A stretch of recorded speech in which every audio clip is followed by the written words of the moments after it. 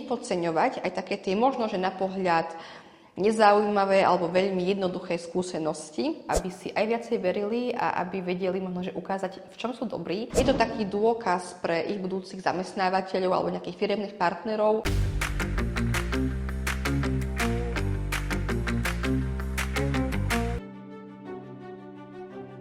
A budovanie portfólia je taká dlhodobá vec, ktorá ale môže priniesť naozaj veľké ovocie, pretože ak začne človek vo svojich napríklad 16 rokoch vedome budovať svoje portfólio, to znamená to, že si bude zapisovať prierez svojich úspechov, skúseností alebo aj takých zručností, aké nabral, alebo tiež aj nejaké účasti na workshopoch, podujatiach, konferenciách, Erasmoch a mnohých ďalších.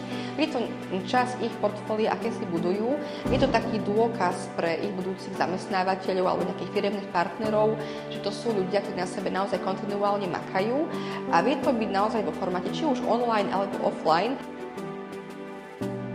Hlavné je to nepodceňovať aj také tie možno, že na pohľad nezaujímavé alebo veľmi jednoduché skúsenosti, ktoré možno, že mladým prídu ako veľmi bežné a všedné, ale je to niečo možno, že výnimočné, ako schopnosť komunikovať, účasť na viacerých výmenných pobytoch alebo nejakých mobilitách, alebo schopnosť a tá skúsenosť aj s nejakým manažmentom sietí, napríklad aj takisto vytvorenie nejakého podujatia na škole, či už to sú nejaké plesy alebo valentínske podujatia a tak ďalej. To sú naozaj všetko veci, ktoré sa možno, že dnes javia mladým ako bežné, ale z toho pohľadu ich budúcej práce je to časť portfólia, ktorá ich legitimizuje alebo kvalifikuje na to, aby sa mohli uchádzať možno, že aj o nejaké ambicioznejšie pozície.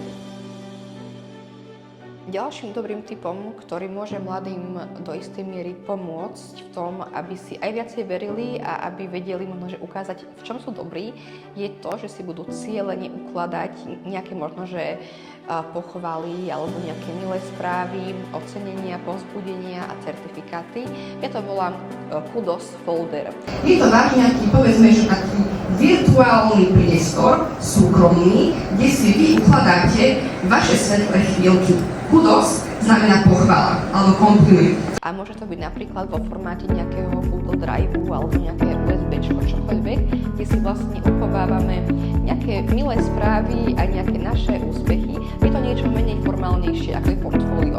Kudos folder je taká skôr akoby naša interná polička našich úspechov. Aké nám vedia pomôcť, tak sa naozaj možno že motivovať, keď je nám ťažšie, keď nás čaká možno že nejaký kľúčový rozhovor alebo nejaký pohovor, keď si tento folder otvoríme, prečítame a vidíme to, čo o nás kto pekne niekedy povedal alebo napísal, vie to veľmi silne motivovať a dokonca až o 30% dvihnúť sebavedomie pri pohovore. To hovoria dáta z Ameriky. Dávam vám taký tip. Šerujte o sebe veci, na aké ste fakt tak pyšní, aj vaše úspechy, aby ich bolo možné nájsť, či už cez LinkedIn, Instagram alebo ďalšie siete a pozrite si, čo sa o vás píše a čo už o vás Google vie a potom odporúčam premazať niečo, na čo nie ste až tak pyšní, aby vás to možno že nedobehlo.